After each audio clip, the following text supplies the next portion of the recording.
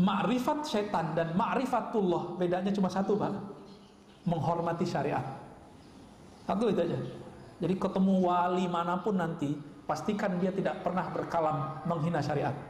Zohirnya kita nggak lihat dia sholat nih, urusan dia. Zohirnya kita nggak lihat dia mungkin baca Quran, nggak apa-apa.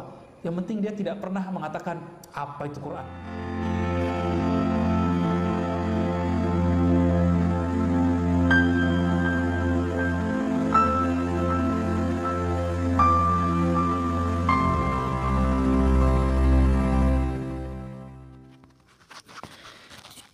Bismillahirrahmanirrahim. Assalamualaikum warahmatullahi wabarakatuh. Alhamdulillahirabbil alamin wa bihi nasta'inu ala umurid dunya waddin. Wassalatu wassalamu ala asrafil anbiya'i wal mursalin sayyidina wa maulana Muhammadin wa ala alihi wa sahbihi ajma'in. Qala al-musannif ibrahimakumullah ilahi anta mashhudi wa ridhaka matlubi i'tini muhibbataka wa ma'rifataka. Sahabatku, saudaraku, sigar penjalin dimanapun Anda berada, semoga kalian dalam keadaan sehat walafiat, dalam keadaan sadar, dalam keadaan selalu mengikuti kehendak Allah Subhanahu wa Ta'ala yang muncul dalam batinmu. Alhamdulillahirabbil alamin. Kesempatan kali ini sesuai cuplikan video akan menjelaskan, akan memaparkan bahwa sesuai pernyataan dari guru kita Buya Ar-Razi Hasim yang memberi pernyataan tentang ma'rifat setan dan ma'rifatullah. Simak video ini, semoga Allah Subhanahu wa Ta'ala memberikan rahmatnya kepada kita sekalian. Amin, amin ya rabbal alamin. Baik, bismillahirrahmanirrahim. Mengenai pernyataan dari guru kita tentang ma'rifat, ada dari cuplikan video mengatakan bahwa ada dua jenis ma'rifat yang dialami oleh seseorang atau perjalanan menuju ma'rifat yang dialami oleh seseorang. Yang pertama, ada yang disebut daripada ma'rifat setan dan ada yang disebut daripada ma'rifatullah. Secara tidak langsung kita akan menilai diri kita, apakah yang pernah kita pelajari tentang ilmu ma'rifat, apakah kita termasuk dari golongan ma'rifatus setan dan ma'rifatullah atau ma'rifatullah, seperti itu. Sesuai dengan pengalaman saya yang pernah saya alami ketika saya mempelajari tentang bagaimana mengenal Allah atau ma'rifatullah, tentu setiap orang yang sudah mempelajari ma'rifatullah tentunya pasti akan duduk kepada ma'rifat setan. Ma'rifat setan dalam artinya mereka berdiri pada posisi kesombongan.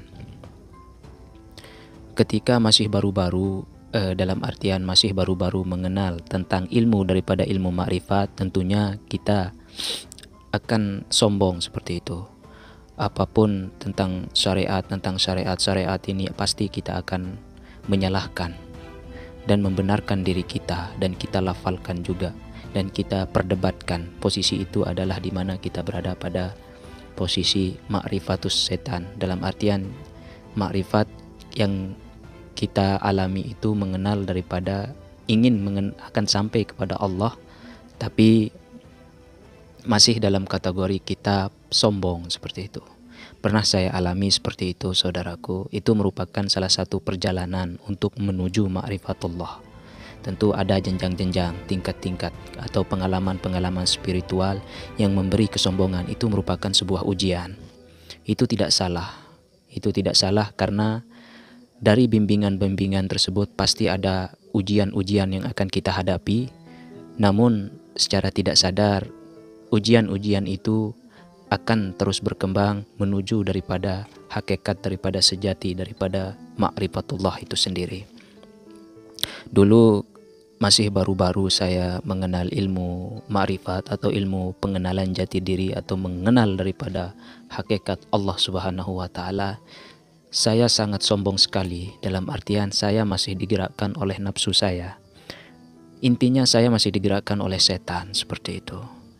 Tapi lambat laun dari tahun pertama, tahun kedua dan tahun ketiga akan banyak sekali ilmu-ilmu yang masuk sampai dalam titik terendah, yaitu di mana kita merasa tidak punya apa-apa, ilmu tidak ada, kemudian segala sesuatu tidak ada, yang ada hanyalah Allah Subhanahu wa taala. Nah, di sisi titik itulah kita akan mendapatkan gelar yang disebut daripada ma'rifatullah. Dalam artian kita sudah mengenal Allah Subhanahu wa taala. Tetap akan kita alami yang namanya proses ma'rifat setan yang dikemukakan oleh Buya Ar-Razi, di mana orang yang sedang mengalami ma'rifatun nafsu secara tidak kasarnya, makrifat nafsu ketika kita digerakkan oleh nafsu. Dalam artian dua cabang yang masih kita bercabang kepada nafsu. Artinya ilmu kita ingin dipuji oleh teman-teman kita, kemudian apapun yang kita katakan adalah semuanya itu adalah sebuah kesombongan. Kita merasa pintar, kita menyalahkan syariat tentang sholat, zakat, haji dan lain sebagainya, kita salahkan. Tapi itu merupakan sebuah perjalanan, tidak bisa kita salahkan seperti itu. Itu merupakan sebuah perjalanan menuju dari syariat, tarekat, hakikat dan makrifat. Nah, dari syariat, setelah kita salahkan yang disebut daripada syariat itu, kemudian akan kita masuk kepada tarekat, kemudian kita akan menemukan hakikat dan sampailah kepada kita yang disebut daripada ma'rifatullah itu. Itu adalah jenjang-jenjang menuju puncak ma'rifatullah, harus kita alami. Dalam artian ketika kita berbicara masalah spiritual, ketika kita sudah mencapai kesadaran murni, maka disitulah titik pengenalan diri itu akan kita dapati. Nah, di titik ma'rifatullah itu, maka posisi daripada kita tiada berhuruf dan tiada bersuara. Dalam artian akan kita menjaga daripada indera kita ini, bukan hanya saja indera pembicara ini, tapi seluruh indera kita akan jaga. Apabila ada intinya kita akan menjaga ketika kita sudah sampai kepada ma'rifatullah. Tapi ketika kita menemukan teman-teman atau saudara-saudara kita yang masih menyalahkan syariat, menyalahkan saudara kita yang sholat, zakat, haji dan lain sebagainya, jangan kita salahkan. Itu merupakan proses, semua akan mengalami itu. Itu adalah ujian terberat yang harus kita pikul untuk mencapai sebuah puncak daripada puncak ma'rifat. Tetap jalani. Tidak bisa kita pungkiri, tidak bisa kita hindari yang disebut daripada Buya Ar-Razi tentang ma'rifatus setan. Saya juga mengalami seperti itu, tapi alhamdulillah sesuai dengan perjalanan dari tahun ke tahun, alhamdulillah ya beginilah yang namanya sesungguhnya kita masih menyalahkan saudara-saudara kita, apalagi saudara muslim itu tentunya kita masih salah dalam berkiblat. Nah, ketika kita sudah tercerahkan, kita akan damai, dalam arti penuh cinta kepada saudara-saudara kita dan kepada semua makhluk akan penuh cinta. Nah, disitulah titik daripada ma'rifatullah. Maka kita akan menyebut daripada diri kita ini ma'rifatullah, atau kita sudah mengenal Allah.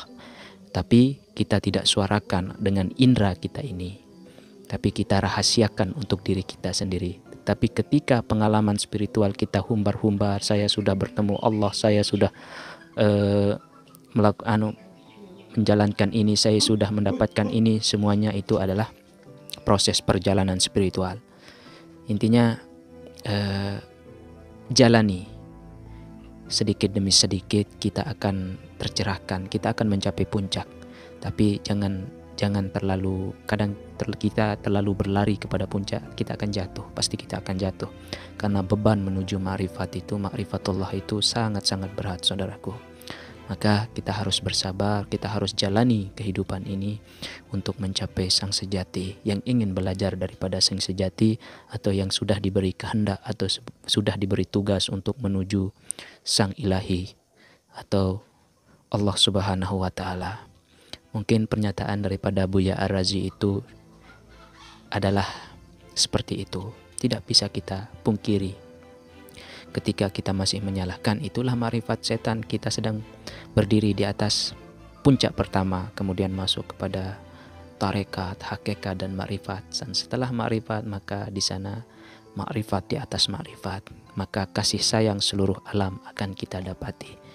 Akhirul kalam, assalamualaikum warahmatullahi wabarakatuh. Salamun qaulam min rabbir rahim.